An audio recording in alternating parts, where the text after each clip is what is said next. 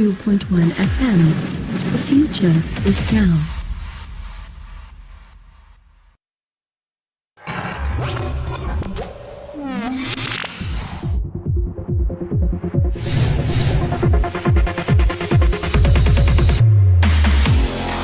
High Impact Radio 102.1 FM.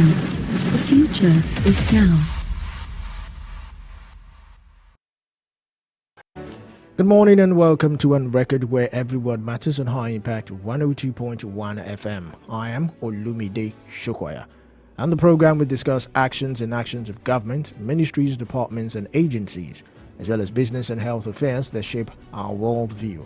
Now, the program also encapsulates personalities, institutions that make decisions that affect the lives of the people, one way or the other. And then we avail you, our listener, the opportunity of calling into the program and ask questions from our guest on the topic of discussion for the day. Once again, welcome to On Record, where every word matters.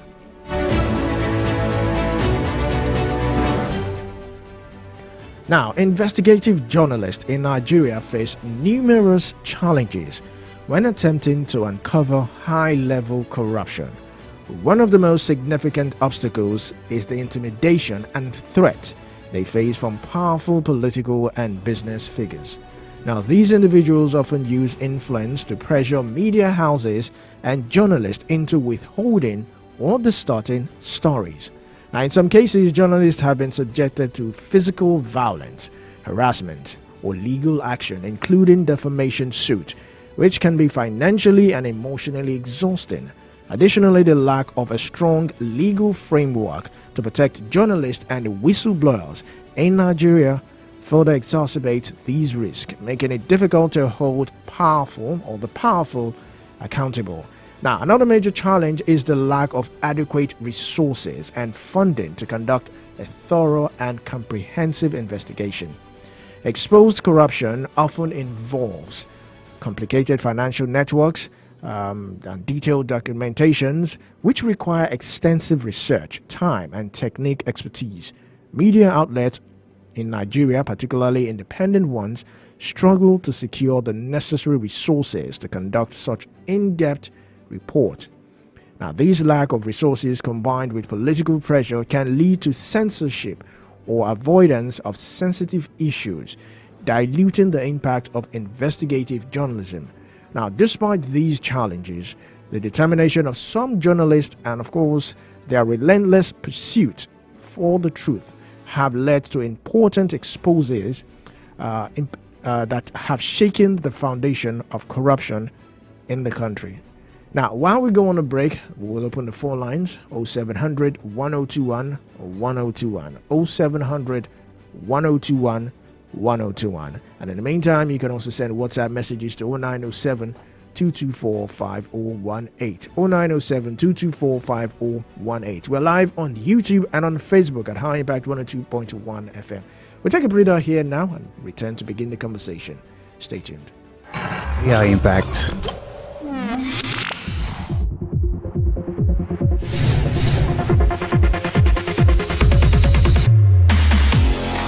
High Impact Radio 102.1 FM. The future is now. Do you know bad production can kill a great content idea? Do you want to have a photo shoot, audio production, or do you need a professional voiceover artist? Do you simply want unmatched cinematography, video production, or just event coverage, such as weddings, birthdays, or burials? Or do you need a space for meetings or conferences? All these are possible with High Impact Studios. Don't bring down your creativity. Let's help you take it high and out of this world with our state-of-the-art equipment and first-class studio space. We give you the quality you deserve at the best rate. For more details, call 0706 393 5694 or 0915 958 1881.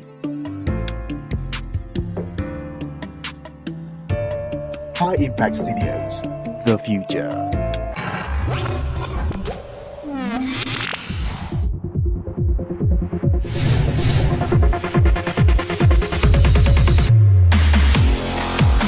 Impact Radio 102.1 FM. The future is now.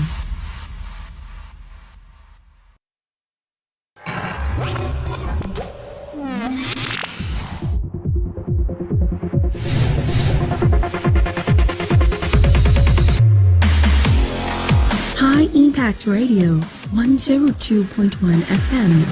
The future is now. Back, it's still on record. If you're just tuning in, this is on record, where every word matters on High Impact 102.1 FM. Now, to join the conversation, you can call 0700 1021 1021, 0700 1021 1021, or you can send WhatsApp messages to 0907 224 5018, 0907 224 5018. We are live on YouTube and on Facebook at High Impact 102.1 FM. The topic for today is obstacles investigative journalists face in exposing high-level corruption. And joining us via phone call is Steve Ayer, a journalist with This Day newspaper. Good morning. Welcome to the program. Yeah, good morning. Thank you for having me around. So glad to have you on. And this is a very, very, very interesting, conversation that we're about to go into. But for those who do not even understand what investigative journalism is, or investigative journalist is, can you just give us, in a layman's definition, who is an investigative journalist? An investigative journalist is a specialized form of journalism. It is a journalist who picks particular issues out and goes deeper into the dirty, muddy waters of such an issue and tries to bring out the truth about the whole incident. And it's actually meant to assist the society in fighting crime. It's also meant to assist society in enlightening the society, bringing out issues and making it much more understandable. So an investigative journalist can equally be seen as if he's an underground eye of the police, if you want to look at it. An undercover agent of the police, something like that. Yes, an undercover agent. Undercover agent, yes. Thank you very much. Now, most of these, we have a couple of them. I know there's Fishayo or Shoyombo, if I'm correct. We have Hyundai. We have a couple of these investigative journalists. And one thing that is common with all of them is intimidation and harassment. I remember Fishayo's case, who was locked up by the military for about a couple of days before, it went viral and he was later released. So my question is, what are the common forms of intimidation or harassment that investigative journalists face in Nigeria when uncovering corruption? Keeping in mind that, both the former president, Muhammadu Buhari, and Okonjo-Iweala, former finance minister, said oftentimes that when you fight corruption, corruption fights back.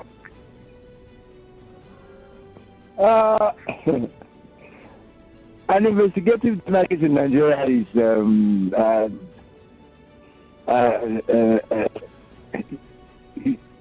actually under serious threat because as a journalist, you are not even completely free. Let's not talk about an investigative journalist who is seen as the baddest of the baddest, let me use that word, or the worst person you can ever deal with. So if you the police themselves, who are supposed to see you probably as a friend, first of all sees you as an enemy. So if you introduce yourself and you say, look, are you an investigative journalist? You've been marked. And you continue to be marked until the day you say you are not doing again. And then secondly, an investigative journalist is subject to all form of inhuman treatment that you can think of. The area boys and all those other skeletons are are asked to watch you. They mark you. Every movement that you make, they know. Once they try to know your house, know your family members. They're trapping you from all kind of. You get all kind of threats. And then, of course, you have to look at the financial side of it, whereby generally, ordinary journalists that find it difficult to make ends meet. So you, the investigative journalist, your own is even a little bit harder. Has to be a little bit even worse. Yes, I would even like us to look further into the finances of investigative journalists. How do they even make ends meet? I mean, because most of them are independent investigative journalists, which means nobody's paying them salary. So how are they able to even, and because for you to even, go undercover and do some of these things, it requires a whole lot of funds. I mean, and there's no backing or there's no funding. How do they come up with these finances? It all depends. It all depends. Like, I know that here in Nigeria today, maybe we can mention a few places where some investigative journalists have been able to get some kind of support. The Walisho Inca Center for Investigative Journalism, for example, gives some kind of support to investigative journalists to investigate certain issues or certain topics that are of interest to them as well. So they do get some kind of support. So normally, if what you're going to do or what you're doing has some kind of interest, somebody is interested, then you will get some kind of financial support. Or if you have a money bag that is interested in whatever you are doing, then you get a sponsorship from that side.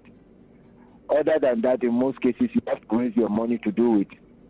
But let me also say that it is only here in Nigeria that you have such kind of issues with finances, because like in the United States, where two journalists brought down the president early in the 70s, the Watergate scandal, I'm sure a journalist and you've read books, you will have remembered it very well, where the two journalists were able to bring out the evil of a certain president. He was removed from the office. You discover that at the onset, right from the beginning, they were not really compensated by any individual. They were motivated by the fact that they saw injustice to the American nation and to the American people, so they decided to start digging in. And then their editors, their newspapers, their corporation, what they were working with, supported them. By the time they were convinced that, okay, there is substance here.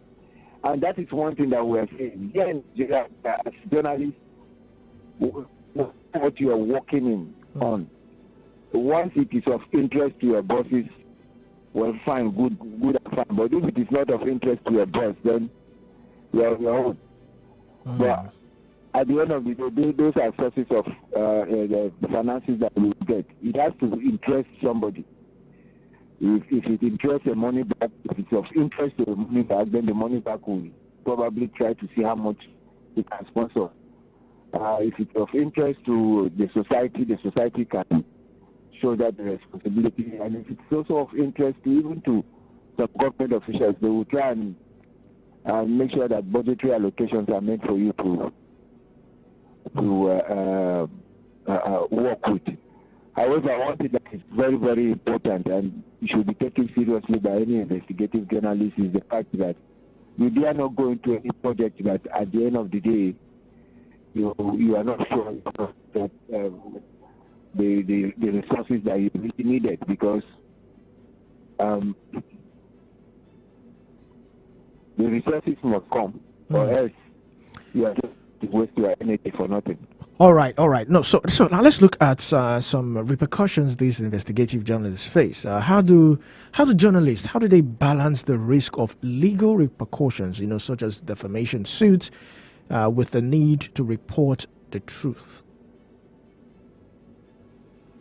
And that's the reason why you actually need to have the monies in your hands as much as possible, because when it comes to balancing it with legal repercussion, you first and foremost you must have a lawyer on your hand, and then you must discuss, not necessarily tell the lawyer that this is going to work on, but you must discuss with the lawyer generally on the legal implication of whatever you are going to do, so that you will know that at the end of the day, okay, if it's going to require legal representation, how do I go about it? Can I count on you? What are the expenses? How do we go about it? What are the crumbs and the ends of it? And once you have that fully sorted out, then you can begin to find out, you can actually set up for work. Because of course you have to gather a lot of materials put together first. In some cases you have to do a lot of reading. Yes. In some cases you have to do a lot of traveling and a lot of movement. You know, in some cases you have to do a lot of interviewing. So it all depends on this thing. But you must talk to your lawyer. Apart from talking to probably the editors and other bosses that you have in the office. You know, out of curiosity, you know, I don't know if you are familiar with this case involving the Saudi prince, allegedly that he was accused of dismembering the body of a particular journalist in, I think, in their consulate or embassy. That story went viral. You know, America broke that story of what happened in the embassy. You know, videos capturing the person going into the embassy but never coming out. I remember that case. So my question is, what provisions, are there any provisions or any legal framework or something of sort protecting the rights and safety of investigative journalists, or are they just like Nigerians like to call it, on your own? That's the investigative journalist is basically somebody that works 90% on his own. In fact, let's say 99% on his own. Because, like I said, that's why you need to get your lawyer on it. Especially that he's part of your job or anything like that. But to know that you have some form of legal support, because in most cases you don't even have an insurance policy that covers you up. I remember the case you were talking about very well about a journalist who walked into an embassy. Yes. Somewhere, and then he never came out again. His car, and then that person waited almost 24 hours without seeing anybody before that person raised an alarm. Seeing anybody before that person raised an alarm. Understood, or pointed out as this guy is an investigative journalist. Then you are in trouble. Your speeches are being monitored, everything you say, movement, everything you do, even down to the clothes you wear. People monitor it, not because of anything, but because of the kind of job you are doing. It's not everybody that is comfortable with what you are doing. The evil-minded people are there who feel that, look, you are ready to expose. And so once they feel that you are ready to expose them, they do everything possible, intimidate you in every way to make sure that you do not evil way in any way. Because of that particular reason, you can never have it your way. So an investigative journalist is also a risk to insurance companies in some cases. So in some cases, when you tell an insurance company that look at an investigative journalist, they will just look at you and say, okay, we're fine. But as to whether they will allow you to even take that insurance policy, that life insurance policy is because they will look at it, because who has to pay this one, who is likely going to give his life away to be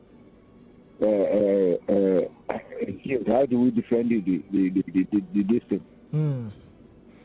All right. So, most of the time, or if not half of the time, for an investigation to begin, there's always this whistleblower. There's always someone who tips off investigative journalists about something. So my question is, in what ways does the lack, I mean, we used to have whistleblowers.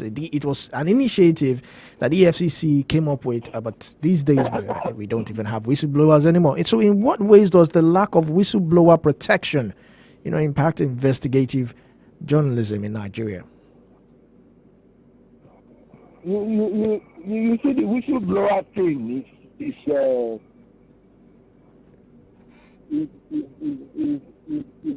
taken from the role of an investigative journalist. Who is supposed to be a whistleblower?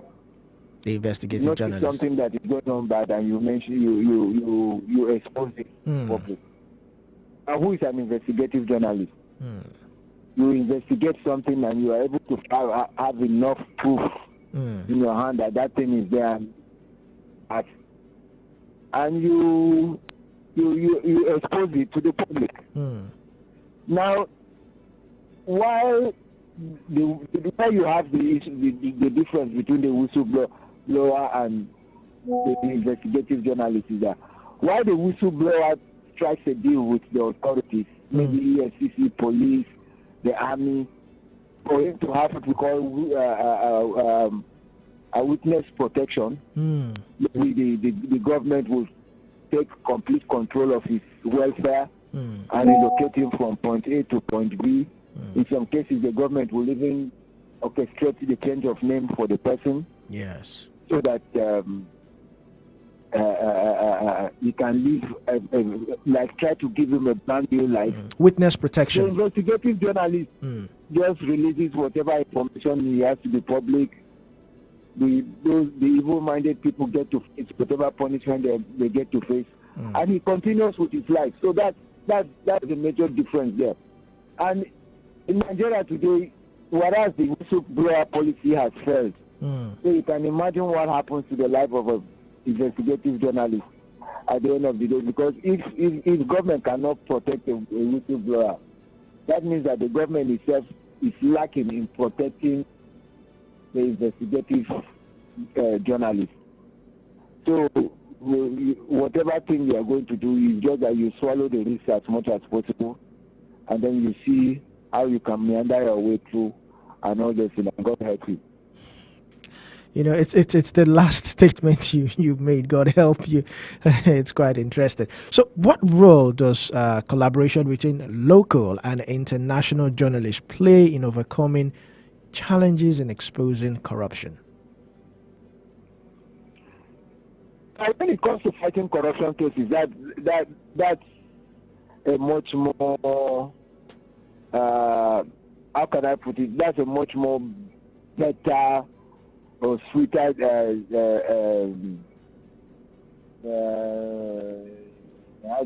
task file for the local Nigerian investigative journalist than any other one.